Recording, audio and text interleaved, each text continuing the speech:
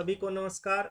मैं Naveen Kumar, lecturer in political science, राजकीय वरिष्ठ माध्यमिक विद्यालय सिठाना में कार्यरत हूँ। विद्यालय शिक्षा विभाग हरियाणा के एजुसेट टेलीकास्ट कार्यक्रम में आप सभी का हार्दिक रूप से स्वागत करता हूँ।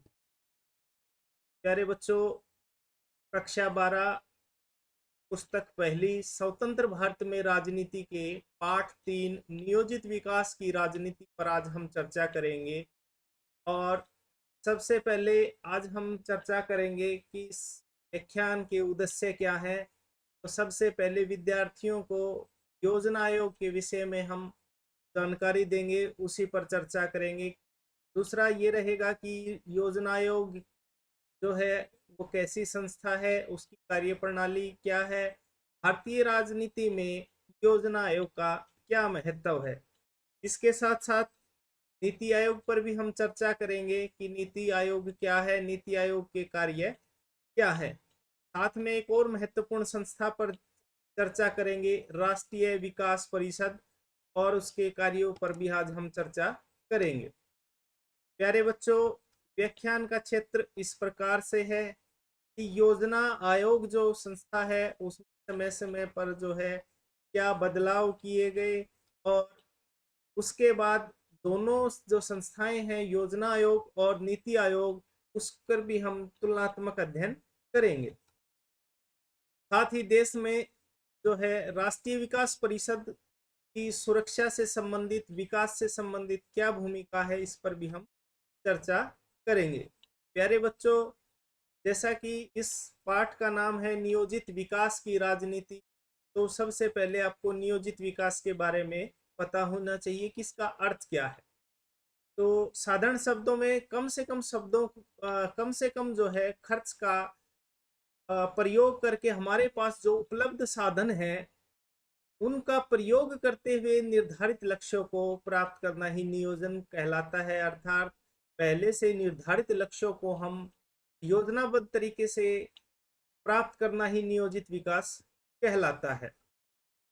साथ ही ऐसा माना जाता है कि नियोजन में केवल आर्थिक समृद्धि ही महत्वपूर्ण होती है, लेकिन प्यारे बच्चों ये याद रखना जरूरी है कि आर्थिक नियोजन में विकास में आर्थिक नियोजन के साथ साथ सामाजिक और न्यायिक विकास भी होना चाहिए।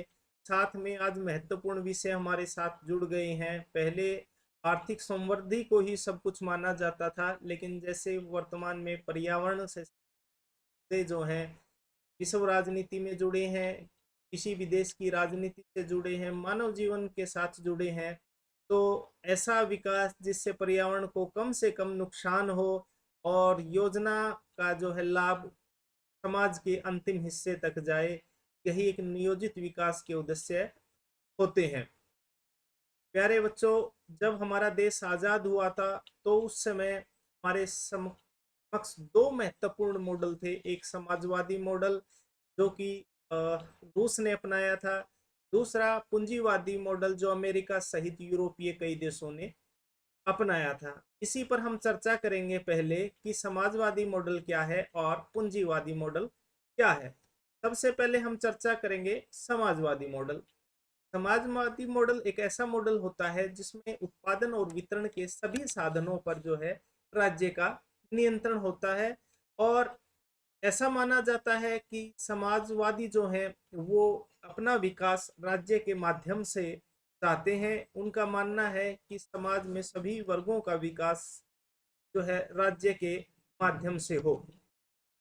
साथ ही दूसरी महत्वपूर्ण विशेषता यही है कि समाजवादी मॉडल में व्यक्ति की अपेक्षा समाज के विकास पर बल दिया जाता है। ये खास जो है विशेषता है समाजवादी मॉडल की, किसी एक व्यक्ति विशेष की अपेक्षा पूर्ण समाज का विकास ये उनका जो है लक्ष्य होता है। तीसरा है कि समाजवादी मॉडल नियोजित विकास को महत्व देता है। समाजवादी मॉडल अचानक जो है वे परिवर्तनों को स्वीकार नहीं करता, बल्कि धीरे धीरे परिवर्तन को स्वीकार करता है ताकि एक नियोजित विकास हो सके और उसको जो परिवर्तन हो रहा है उसको धीरे धीरे अपनाया जा सके, विरोध ना हो। और सबसे महत्वपूर्ण यही है कि समाजवादी मॉडल में आर्थिक क्षेत्र में जो खुली प्रतियोगिता है उसका विरोध करता है, उसकी समाप्ति की वकालना करता है, क्योंकि उनका मानना है कि समाज में सभी प्रकार के लोग हैं, कुछ सक्षम लोग हैं, कुछ जो है निर्बल लोग भी हैं। तो अगर समाज में सभी वर्गों का विकास करना है तो राज्य का हस्तक्षेप जरूरी है। आर्थिक क्षेत्र में समान बंटवारा होना चाहिए ताकि जो है आर्थिक असमानता को कम किया जा सके। प्रति व्यक्ति आय का स्तर ऊंचा होता है, ये अपेक्षा की जाती है समाजवादी मॉडल में कि प्रति व्यक्ति आय जो मानव विकास सूचकांक का एक महत्वपूर्ण जो है तत्व है वो होना चाहिए। दूसरा हमारा महत्वपूर्ण उस समय मॉडल था पूंजीवादी मॉडल, जो कि अमेरिका सहित यूरोप के कई देशों में था। प्यारे बच्चों, पूंजीवादी जो मॉडल है उसमें उत्पादन और वितरण के सभी साधनों पर किसी जो है व्यक्ति विशेष का अधिकार होता है या किसी एक संस्था का अधिकार होता है। ये मॉडल समाजवादी मॉडल से अपोजिट है, जहाँ समाजवादी मॉडल में उत्पादन वितरण के साधनों पर पूरे समाज का अधिकार था, तो यहाँ जो है उत्पादन और वितरण के साधनों पर व्यक्ति विशेष को अधिक महत्व दिया गया है राज्य के भी। प्रिय विद्यार्थियों, दूसरा ये है कि आर्थिक विकास में सरकार के हस्तक्षेप को जो है अस्वीकार किया जाता है। तो इसमें महत्वपूर्ण यही है कि उन पूंजीवादी विचारधारा के मानने वाले लोगों का मानना है व्यक्ति के विकास में राज्य को कम से कम हस्तक्षेप करना चाहिए। उनका मानना है कि राज्य का जो कार्य है वो व्यक्ति जीवन की सुरक्षा करना है, न कि उसकी स्वतंत्रता में हस्तक्षेप करना। इसलिए आर्थिक विकास के संदर्भ में ये राज्य की भूमिका को कम से कम स्वीकार करते हैं। तीसरा है पूंजीवादी मॉडल, जो है भौतिक विकास के ऊपर बल देता है। उनका मानना है कि जहां समाजवादी मॉडल में भौतिक विकास के साथ साथ आध्यात्मिक विकास पर भी बल दिया जाता है, यहाँ केवल भौतिक विकास पर ही बल दिया जाता है। प्यारे बच्चों, आपके मन में ये सवाल हो सकता है कि भौतिक विकास होता क्या है। साधारण शब्दों में भौतिकता से ऐसा विचारधारा है, उनका मानना है कि पृथ्वी पर जो भी चीजें उपलब्ध हैं उनका मनुष्य उपभोग कर सकता है, वो उपभोग के लिए ही बनी है। और जबकि समाजवादी विचारधारा के लोग मानते हैं कि पर्यावरण का असंतुलन पैदा होता है। आर्थिक क्षेत्र में खुली प्रतियोगिता को स्वीकार करता है, ये पूंजीवादी मॉडल की सबसे प्रमुख विशेषताएं हैं। जहां समाजवादी मॉडल में खुली प्रतियोगिता का विरोध किया जाता है, वहीं पूंजीवादी मॉडल में इस विचारधारा का जो है खुलकर समर्थन किया जाता है। और इन विचारधारा के लोगों का मानना है आर्थिक विकास के संदर्भ में व्यक्ति जितना अधिक योग्य है वो उतना ही अधिक विकास कर सकता है। आर्थिक प्रतिबंधों को अस्वीकार करता है, जितनी आर्थिक प्रतिबंध राज्य के द्वारा नागरिकों पर लगाए जाते हैं उसका विरोध करता है। पूंजीवादी विचारधारा का ये मानना है कि राज्य द्वारा लगाए गए प्रतिबंध व्यक्ति के ऊपर दासता जैसा व्यवहार करते हैं। जैसे दास के ऊपर प्रतिबंध लगाए जाते हैं, वैसे ही पूंजीवादी विचारधारा के लोग मानना है कि व्यक्ति अगर सक्षम है तो उसको आर्थिक क्षेत्र में प्रगति का पूर्ण अधिकार है। और ये अंतिम प्यारे बच्चों ये है कि इसमें प्रति व्यक्ति आय का स्तर काफी ऊंचा होता है, ये समाजवादी मॉडल से भी ज्यादा। प्रिय विद्यार्थियों, अगले विषय पर हम चर्चा करते हैं जो है योजना आयोग। हालांकि योजना आयोग आज हमारे बीच में नहीं है, फिर भी हमें हमारे देश की राजनीति में योजना आयोग का बहुत ही महत्व रहा है, पर भी हम चर्चा करेंगे। तो योजना आयोग एक गैर संवैधानिक संस्था है। प्यारे बच्चों, इस बात पर जो है गौर करने की आवश्यकता है कि योजना आयोग कई बार एग्जाम में पूछा जाता है कि योजना आयोग एक कैसी संस्था है। तो योजना आयोग एक गैर संवैधानिक संस्था है।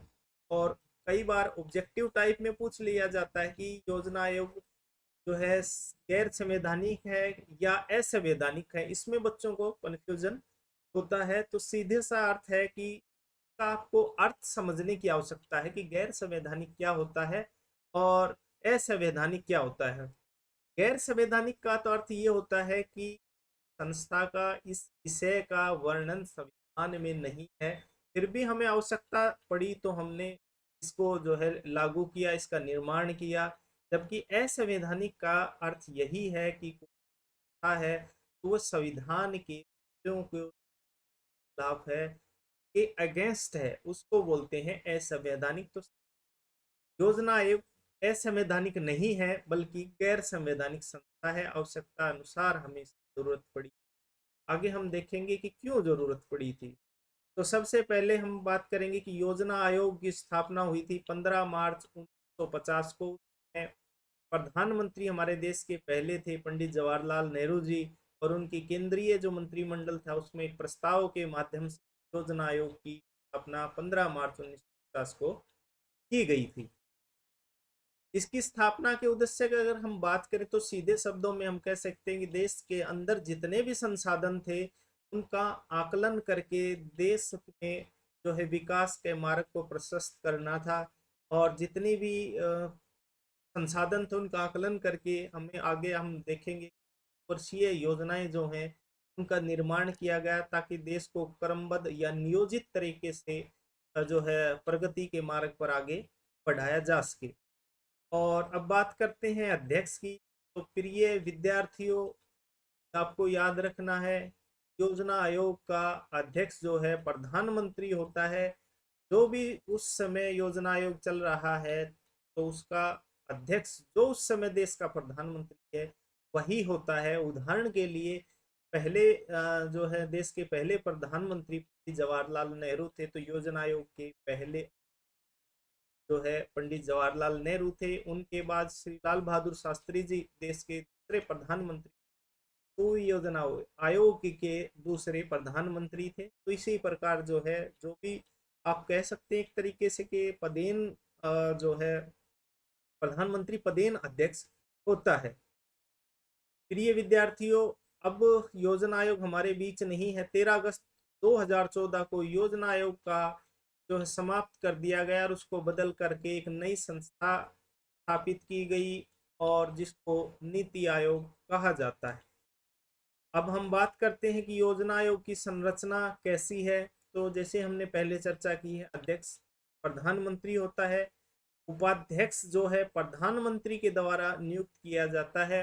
इससे पहले हमारे पास में जो है अंतिम जो प्रधानमंत्री द्वारा नियुक्त किया जाता है समय समय पर, साथ में गवर्निंग काउंसिलिंग होती है। इसमें सभी राज्यों की मुख्यमंत्री, केंद्र शासित प्रदेशों जो उप राज्यपाल हैं, या केंद्र शासित प्रदेशों में दिल्ली और पुदुचेरी हैं उसके मुख्यमंत्री भी इसके गवर्नर काउंसिल के सदस्य होते हैं।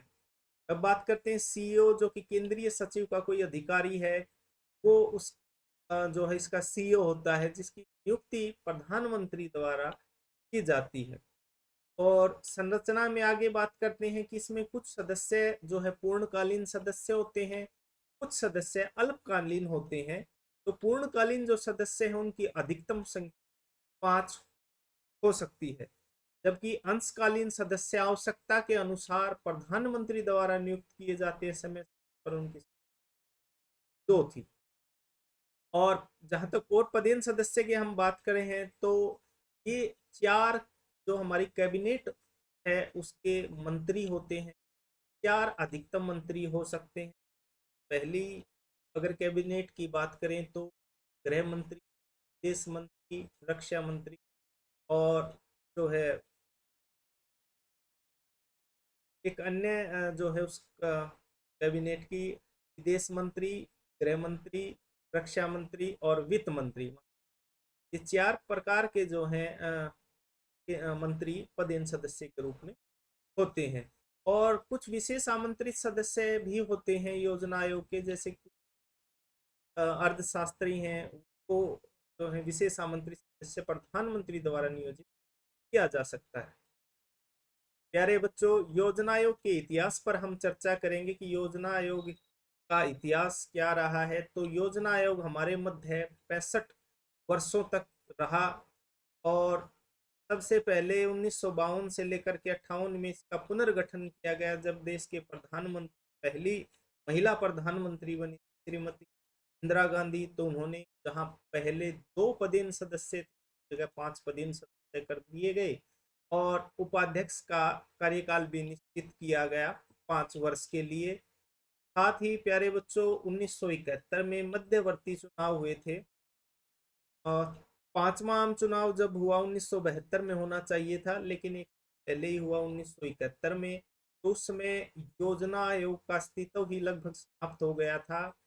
योजना आयोग एक स्वतंत्र संस्था है, उसको जो है योजना मंत्रालय के अधीन कर दिया गया था, तो इस प्रकार उसका स्वतंत्र अस्तित्व खत्म हो गया था।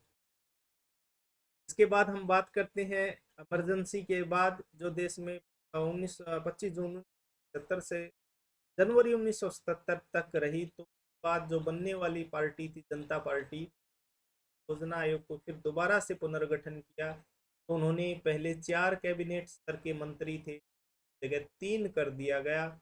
आप देख पा रहे होंगे मंत्री, गृह मंत्री, रक्षा मंत्री सदस्य थे और विदेश मंत्री इसमें शामिल नहीं किया गया था। तो उपाध्यक्ष कोई भी सदस्य के रूप में थे।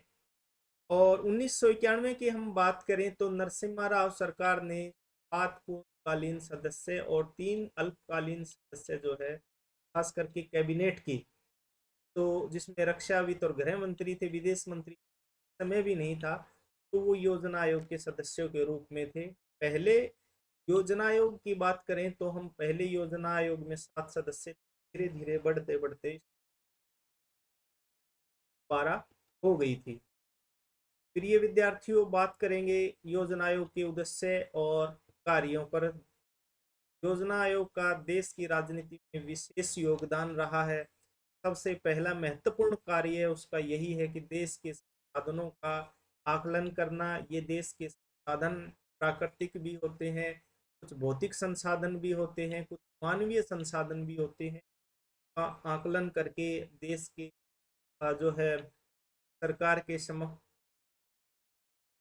खाका तैयार करना। साथ में देश में पंचवर्षीय योजनाओं का निर्माण करना। देश के विकास के नियोजित विकास के हमने 1951 से लेकर के आज तक जो है लगातार पंचवर्षीय योजनाओं का निर्माण किया है। तो उन योजनाओं का निर्माण हमने करना है ताकि हम क्रमबद्ध या नियोजित विकास को प्राप्त कर सकें। साथ में देश में विकास की प्राथमिकताओं को निर्धारित करना। जैसे देश विकास के रास्ते पर धीरे धीरे आगे बढ़ता है, तो देश की प्राथमिकताएं हमेशा ही परिवर्तित होती रहती है। उदाहरण के लिए हम बात करें पहली पंचवर्षीय योजना की, तो उस समय प्यारे बच्चों 1951 से 1956 तक पहली पंचवर्षीय योजना जो है कृषि पर जोर दिया गया था और दूसरी पंचवर्षीय योजना 1956 से 61 तक थी, उसमें उद्योगों पर जोर दिया गया था। तो समय समय पर जो प्राथमिकताएं देश है उनका निर्धारण करना, संसाधनों का आवंटन करना, क्योंकि हमारे देश में संसाधनों का वितरण असमान है, तो सभी राज्यों को संसाधनों का बराबर आवंटन हो, इसका काम भी जो है योजना आयोग का। प्यारे बच्चों, आर्थिक विकास में जो भी बाधा उत्पन्न करने वाले तत्व थे उनकी पहचान करना, न केवल उनकी पहचान करना बल्कि उनको दूर करने के काम भी योजना आयोग के थे ताकि विकास को गति दी जा सके। राष्ट्रीय सुरक्षा के हितों व आर्थिक नीतियों में तालमेल बढ़ाना, ये 2 महत्वपूर्ण काम थे जो योजना आयोग के थे। पहला राष्ट्रीय सुरक्षा हित, क्योंकि आप आगे चर्चा करेंगे इस बात को लेकर कि राष्ट्रीय सुरक्षा से समिति का निर्माण किया गया और वो इसीलिए किया गया था कि योजना आयोग के साथ साथ एक ऐसी संस्था की आवश्यकता पड़ी जो देश की विकास के साथ साथ राष्ट्रीय सुरक्षा की हित की रक्षा की जा सके। उस पर हम आगे चर्चा करेंगे। तो ये काम जो है योजना आयोग के थे। साथ में उस समय जो है ग्रामीण स्तर पर जो है देश को सशक्त बनाने का प्रयास किया गया, क्योंकि देश का विकास जो उस समय ज़्यादातर आबादी ग्रामीण थी। लघु और कुटीर उद्योगों पर भी जो है जोर दिया गया, उस विकास से योजनाएं बनाई गई।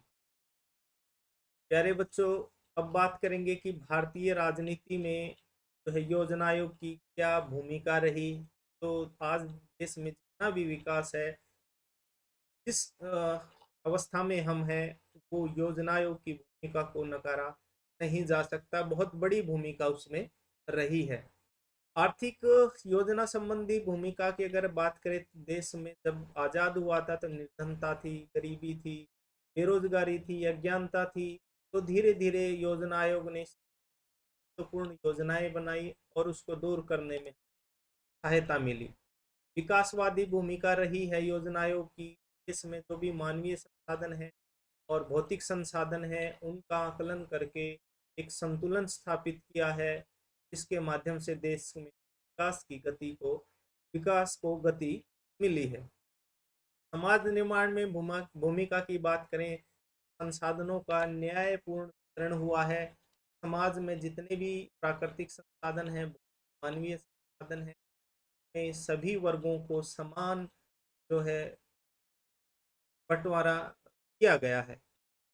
आर्थिक लोकतंत्र, जो कि हमारे देश में भाग 4 में राज्य की नीति निर्देशक सिद्धांत हैं से लेकर के 51 तक, तो राज्य को मार्गदर्शन का काम करते हैं और उन्हीं के अनुरूप जो है योजनाएं बनाई गई ताकि देश की आर्थिक लोकतंत्र को मजबूत किया जा सके। साथ ही राष्ट्रीय विकास परिषद के लिए गठन में भी सहायक है कि हमने आगे हम चर्चा करेंगे इस विषय पर कि के बाद एक और संस्था 1952 में हमने एक संस्था हुई जिसको राष्ट्रीय विकास परिषद कहा जाता है, उसका भी हमने गठन किया था। और परामर्शदात्री संस्था, इसका अर्थ यही है कि योजना आयोग एक सत्तर और परामर्शदात्री संस्था थी जिसका काम जो है देश की केंद्रीय जो है सरकार है उसकी एक ऐसे विचार प्रस्तुत करने थे जो विकास के लक्ष्य को हासिल किया जा सके।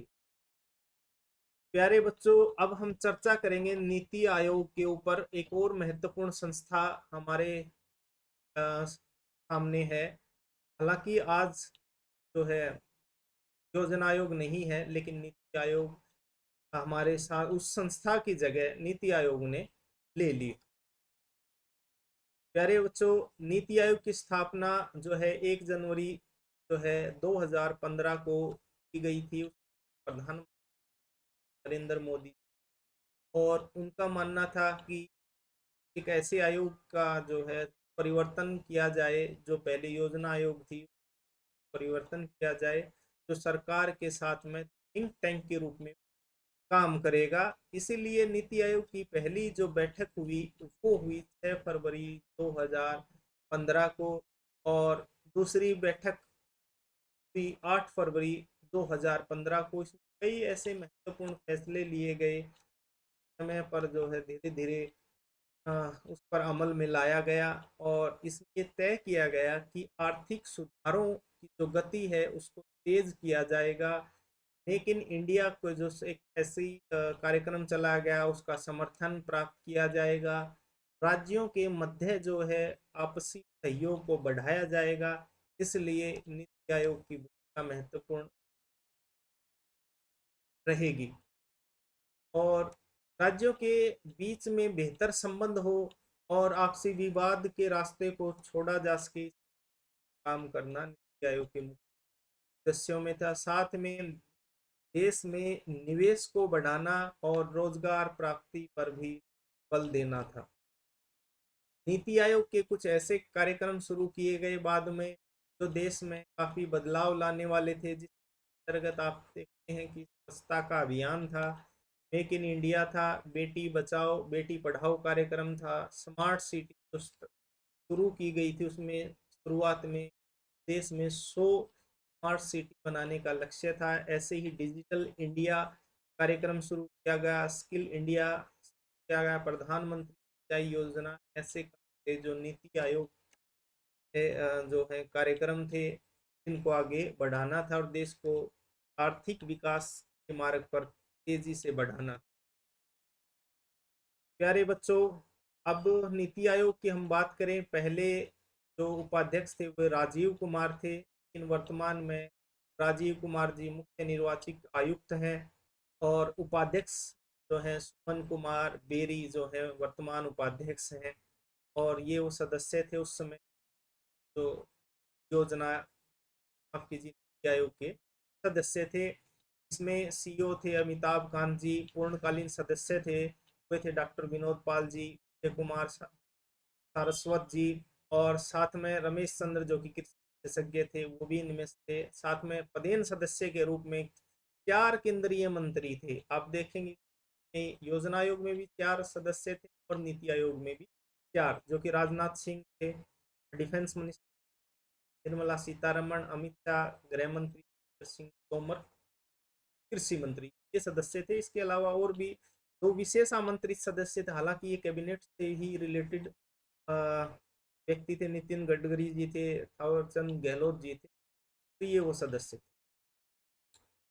प्रिय विद्यार्थियों, स्क्रीन पर आप जो फोटो देख रहे हैं ये फर्स्ट मीटिंग जो नीति आयोग की और प्रधानमंत्री नरेंद्र मोदी की अध्यक्षता में बैठक की गई थी।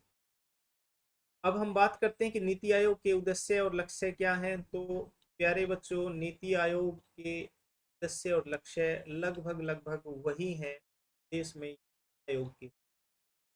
इसमें आर्थिक नियोजन में राज्यों की जो महत्व है उनको स्वीकार किया गया था और एक राष्ट्रीय एजेंडा बनाया गया था जिसके अनुरूप और समस्याओं को जो है तर्कपूर्ण ढंग से जो है समस्या का समाधान करना था और देश को विकास के रास्ते ले जाना था।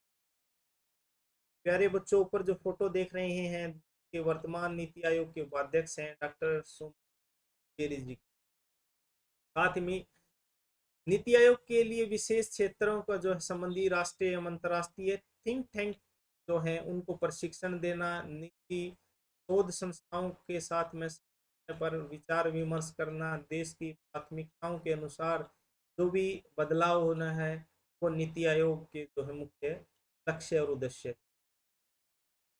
तीसरा महत्वपूर्ण था कि योजना जो है निर्माण का कार्य केंद्र से शुरू होकर के निम्न स्तर से प्रारंभ होकर राज्यों के पास से होकर के जो है राज्यों नीति आयोग के पास जाएगा। एक अगर हम बेसिक अंतर को हम देखें तो प्यारे बच्चों, थोड़ा सा अंतर ये है कि योजना आयोग जो था वहां से निर्णय लागू होते थे, वहां से निर्णय लागू केंद्र से होकर के राज्यों के पास जाया करता और वहां से उसको इम्प्लीमेंट किया जाता था राज्यों के द्वारा।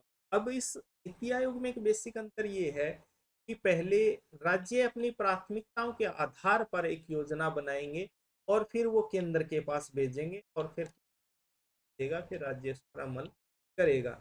साथ में राज्य अपने संसाधनों को और जो है आवश्यकता और समस्याओं के अनुसार अपनी समस्याओं का विकास योजनाओं का प्रारूप तैयार करके नीति आयोग को प्रस्तुत करेंगे और उसकी अनुमति के बाद राज्य में लागू करेंगे। प्यारे बच्चों, अब योजना आयोग और नीति आयोग में बेसिक अंतर आप देख सकते हैं। योजना आयोग मंत्रालय और उनके राज्य सरकार को धन आवंटित करने का अधिकार रखता था और नीति आयोग केवल एक सलाहकार संस्था या संगठन के रूप में कार्य करता है। योजना आयोग के अंतर्गत राज्यों की भूमिका राष्ट्रीय विकास परिषद तथा योजना बैठक तक ही सीमित थी, जबकि नीति आयोग में उसकी गवर्नर काउंसिल राज्यों की मुख्य बनी है। साथ ही योजना आयोग जो है राज्यों के लिए नीतियां तय करता था, उनका क्रियान्वयन करता था, उन्हें आवंटित करता था। लेकिन जो मूल अंतर है वो यही है कि यहाँ जो है योजना आयोग राज्यों को नीतियां बना करके देता था, जबकि राज्यों की सलाह और परामर्श लिया जाता है। यह जो है अंतर। अब हम बात करते हैं तीसरी महत्वपूर्ण संस्था की, राष्ट्रीय विकास परिषद, जो सुरक्षा की दृष्टि से काफी महत्वपूर्ण एक परिषद है और इसका माना जाता है कि इस राष्ट्रीय विकास परिषद जो स्थापना की गई वो योजना आयोग की साथ काम करने के लिए बनाया गया था। तो इस स्थापना की गई थी 6 अगस्त 1952 को और प्रथम बैठक हुई थी 8-9 नवंबर 1952 को। अगर संरचना की बात करें योजना आयोग की या नीति आयोग की तरह यहाँ भी जो है अध्यक्ष प्रधानमंत्री ही होता है, जबकि सदस्यों की बात करें तो कैबिनेट के मंत्री ये राष्ट्रीय विकास परिषद के सदस्य होते हैं। सभी राज्यों के मुख्यमंत्री, साथ में जहां दो केंद्र शासित प्रदेशों में हमारे राज्य विधानसभा है पुदुचेरी और दिल्ली में, तो उनके मुख्य साथ में बाकी और 6 जो हमारे पास में केंद्र शासित प्रदेश राज्यपाल इस परिषद की मीटिंग में भाग लेते हैं, सदस्य होते हैं। और जितने भी योजना आयोग के सदस्य हैं वो भी। प्यारे बच्चों, चर्चा करेंगे राष्ट्रीय विकास परिषद के उद्देश्यों पर। काफी महत्वपूर्ण संस्था है देश में। बेहतर तालमेल के लिए सुरक्षा की दृष्टि राष्ट्रीय विकास परिषद का काफी योगदान है। और योजना आयोग की जो भी योजनाएं हैं वो राज्यों का पूर्ण सहयोग लेना। राष्ट्रीय विकास परिषद में सभी राज्यों के इसके सदस्य हैं। राज्यों इस परिषद में सहयोग आशा की जाती है। साथ में योजना के सहयोग के लिए राष्ट्र साधनों और प्रयासों को बढ़ाना ताकि देश में अधिक से अधिक विकास किया जा सके। साथ में देश में सभी हिस्सों में संतुलित और तीव्र विकास करना, ये राष्ट्रीय विकास परिषद का उद्देश्य है। ताकि हमारे देश में कुछ ऐसे राज्य हैं, खास करके हरियाणा, पंजाब, उत्तर प्रदेश, जो कि आर्थिक काफी समृद्ध हैं। ऐसे राज्य हैं जो कि उड़ीसा है, बिहार है, छत्तीसगढ़ है, ये राज्य जहाँ संसाधनों की कमी है और ज़्यादा अधिक गरीबी है। तो इनमें बेहतर तालमेल करके, बेहतर संतुलन करके देश को जो है प्रगति के मार्ग पर आगे बढ़ाना राष्ट्रीय विकास परिषद के उद्देश्य हैं। साथ में राज्यों के मध्य जो विवाद होते हैं उनको प्राथमिकता के आधार पर जो है सुलझाना, साथ में बेहतर तालमेल का प्रयास करना राष्ट्रीय विकास परिषद उद्देश्य हैं। आप देखते हैं इन राज्य, चाहे वो कर्नाटक का हो, गुजरात महाराष्ट्र का हो, हरियाणा पंजाब का, तो विभिन्न राज्यों के मध्य विभिन्न मुद्दों पर मतभेद हैं, तो उनको राष्ट्रीय विकास परिषद सुलझाते हैं और बेहतर तालमेल का के लिए कार्य करते हैं। राष्ट्रीय विकास परिषद कार्यों पर चर्चा करते हैं जो कि महत्वपूर्ण है। सबसे पहले यही है, योजना आयोग को दिशा करता है यह संस्था। योजना आयोग जो कार्य बनाता है उसको निर्देशित करती है इसकी राष्ट्रीय सुरक्षा से प्राथमिकताएं क्या क्या है, और जो भी योजना आयोग की योजनाएं थी उनका मूल्यांकन करना था कि पहले से निर्धारित लक्ष्य कितना प्राप्त किया गया है और कितना अभी करना बाकी। साथ में देश के विकास में जो उत्पादक तत्व थे, गरीबी थी, क्षेत्रवाद था, धार्मिक कारण हो सकते हैं या कुछ ऐसे आतंकवाद हो सकता है, तो उन तत्वों का पता लगाकर देश विकास के बाधक तत्वों का पता लगाकर उस समस्या पर समाधान करना, ये महत्वपूर्ण। प्यारे बच्चों, साथ में जो महत्वपूर्ण काम था कि राज्यों के बीच आपसी विवाद को खत्म करके बेहतर तालमेल बनाना, ये राष्ट्रीय विकास परिषद का कार्य था। साथ में प्यारे बच्चों, आज हमने 3 महत्वपूर्ण पर चर्चा की है। पहला योजना आयोग, दूसरा नीति आयोग, तीसरा राष्ट्रीय विकास परिषद। उम्मीद है आपको अच्छे से समझ में आया होगा, तो कुछ पुनरावृत्ति करते हैं ताकि आपको पता चले। सबसे पहला जो प्रश्न है वो है, योजना आयोग की कब की गई? जी हाँ, योजना आयोग की स्थापना 15 मार्च 1950 को की गई। दूसरा प्रश्न है आपके लिए कि योजना आयोग का अध्यक्ष कौन होता है? प्यारे बच्चों, योजना आयोग का अध्यक्ष का प्रधानमंत्री ही होता था। जब से योजना आयोग था, 65 साल का इसका इतिहास रहा, प्रधानमंत्री होता है। योजना आयोग के वर्तमान उपाध्यक्ष कौन थे? तो योजना आयोग तो वर्तमान में नहीं है, लेकिन नीति आयोग है के उपाध्यक्ष आज जो हैं वे हैं सुमन कुमार बेरी। पांचवा प्रश्न है, नीति आयोग द्वारा विशेष थिंक टैंक की योजना बताएं।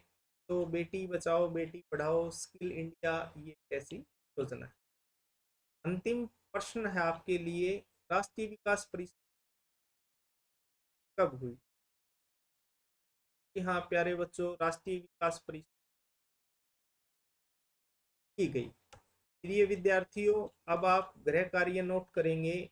सबसे पहला है आपका योजना आयोग के बारे में आप क्या समझते हैं, योजना आयोग की भारतीय राजनीति में क्या भूमिका रही है पर आप विस्तार से लिखेंगे। साथ में नीति आयोग क्या है और नीति आयोग जो है उसके उद्देश्य और कार्यों का भी विस्तार से वर्णन करेंगे। साथ में तीसरा राष्ट्रीय विकास परिषद बारे में, उसकी स्थापना और उद्देश्यों के बारे में भी आपने लिखना है। इन सभी तीनों योजनाओं के बारे में लिख करके प्यारे बच्चों आपने अपने प्राध्यापक से ये होमवर्क चेक करवाना है और अगर कोई डाउट है तो उनसे आप क्लियर कर सकते हैं। तो उम्मीद है कि प्यारे बच्चों आपको ये समझ में आया होगा। Thank you. जय हिंद, जय भारत।